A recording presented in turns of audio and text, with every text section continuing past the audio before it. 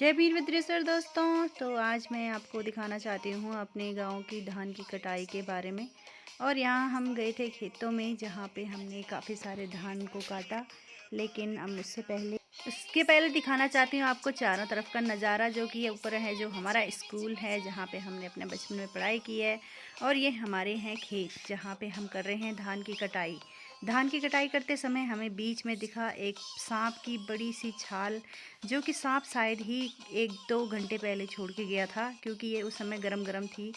तो हमने इसको पहले तो हाथ से देखा था, लेकिन उसके बाद हमने इसको दरांती लगा के निकाला, क्योंकि ये काफ़ी लंबी थी। तो इसका मतलब सांप शायद से कुछ ज़्यादा ही लंबा रहा होगा, 2 ढाई 3 फीट के हिसाब से ये लंबा था। तो हम इसे ज़्यादा छू भी नहीं सकते थे, क्योंकि कई बार इस पे उसके कांटे भी निकल सकते हैं, जो कि हमारे लिए काफ़ी जहरीले साबित हो सकते हैं। तो मैंने इसको अपनी दरांती से उठा के और अपने खेत के किनारे पे रख दिया, जो कि हम कुछ दिन बाद उसको सारे कबाड़े के साथ जला सकते हैं। लेकिन ये हमारे लिए हमेशा की बात है कि यहाँ पे हमेशा सांप रहते हैं।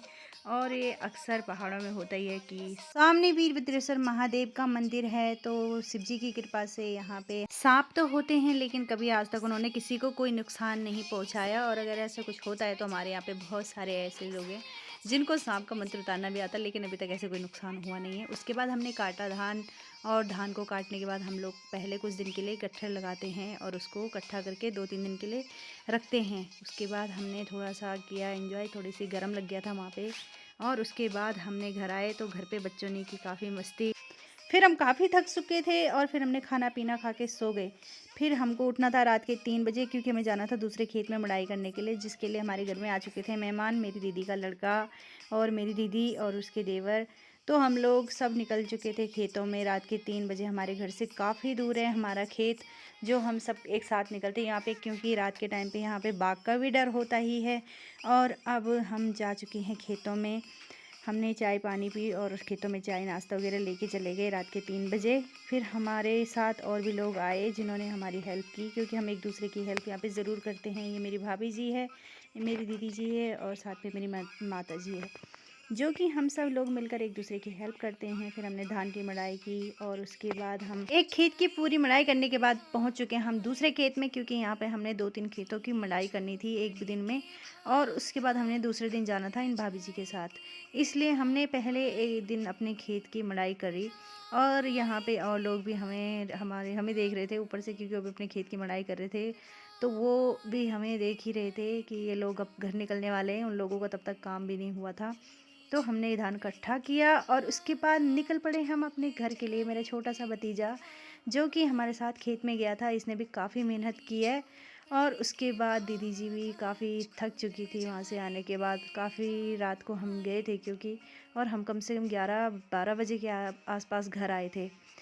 और ये मेरा भतीजा है, बेटा है दीदी का लड़का, और वो मेरी दीदी का देवर है। इन दोनों ने कुछ घर लाए, कुछ बोरियां, और कुछ बोरियां आधे रास्ते में रख दी, ताकि हमारे लिए थोड़ा आसान हो जाएगा। तो मम्मी ने घोड़े वाले करा और घोड़े वाले से वो राशन घर पहुंचाया, अनाज जो है वो घर पहुंचवाया।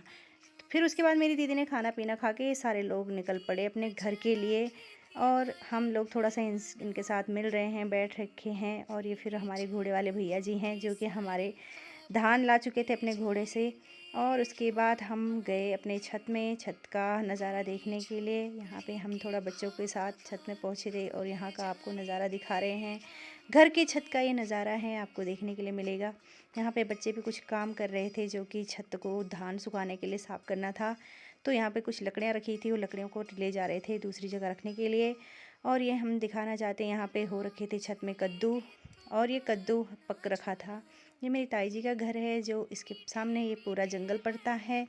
और यहाँ पे हम बचपन में घास जाया करते थे। ये हमारा है जिम्मी, जो कि बेचारा वो भी इंतज़ार कर रहा था कि मुझे कुछ खाने के लिए मिल जाए फिर से। फिर हमने सुखाई दाल और ये मंडुआ मांस सुखाते हुए, और उसके बाद हम निकले नीचे। और फिर उसके बाद हम गए दूसरी जगह काम करने के लिए। ये हमारी बहू फिर घास लाते हुए वो वहाँ से आने के बाद वो घर घास के लिए चली गई। ये माँ मेरी जो मंडुआ कूट रही है, कुछ पहले उन्होंने हाथ से साफ़ किया और फिर कुछ उन्होंने ओखली में जाके कूटा।